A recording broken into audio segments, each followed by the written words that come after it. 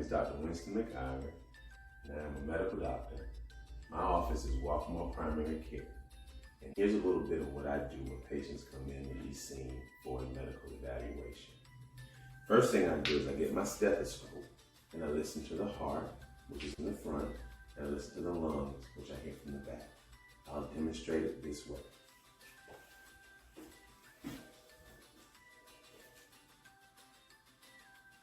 You listen to the heart in different areas of the chest.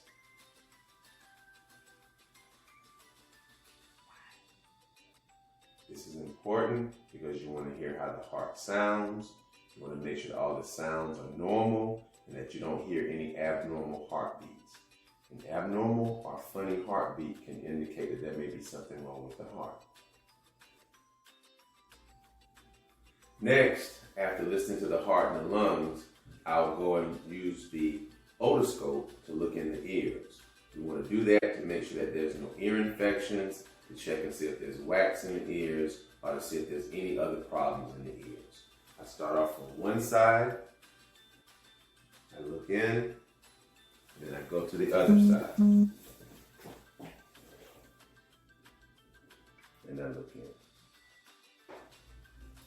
Next, I do what's called a neurologic exam. And basically what that means, I'm testing the reflexes. For this, we use a hammer and we hit the legs to see if it reflexes. We do it as such. One leg, other leg. We'll do the arm also. And we do the other arm. Thank you. Next, I check the stomach area, which we call the abdomen, to see how it sounds and how it feels. I take the stethoscope, I put it in different areas of the abdomen to see how the sounds are inside the intestines. Those sounds can tell me a lot about the intestines as to whether or not there may be some problems. After listening, I then go and I start to feel the intestines. I feel in the stomach, the liver, the spleen, the gallbladder, the small intestines, the bladder, and the large intestines. Thank you.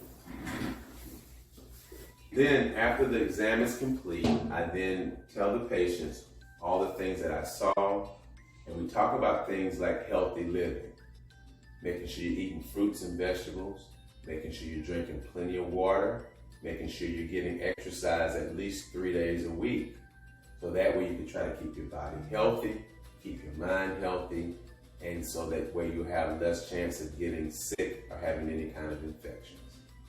Thank you.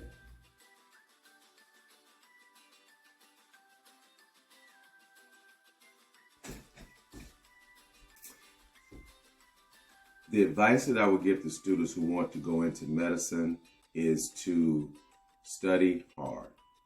Make sure you work on your math, make sure you work on your science, and make sure that you work as hard as you can to be the best student that you can be.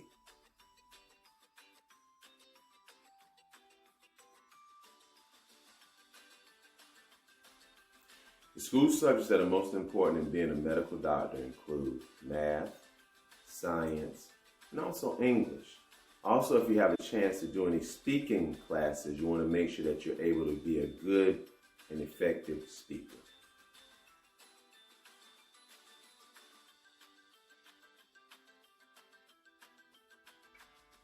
Although my daddy is a lawyer and my mother was a principal, I was interested in science always.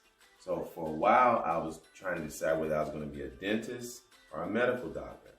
And I decided to choose a medical doctor. I thought that fit me better.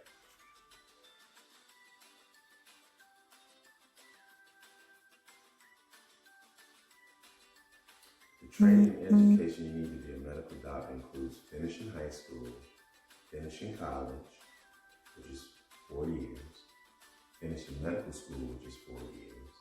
And then after medical school, you go into something called residency, which is training for what kind of doctor that you want to be. That training's anywhere between 3 to 7 years.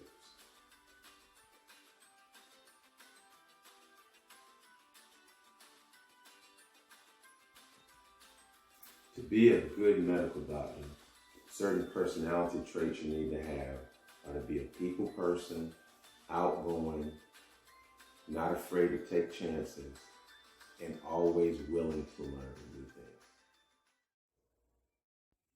Also, you need to have what we call good bedside manner. What that means is be able to talk to patients, make them feel comfortable when you talk to them, so that way they'll be willing to talk open to you and they're not afraid to talk and tell you what's wrong with them.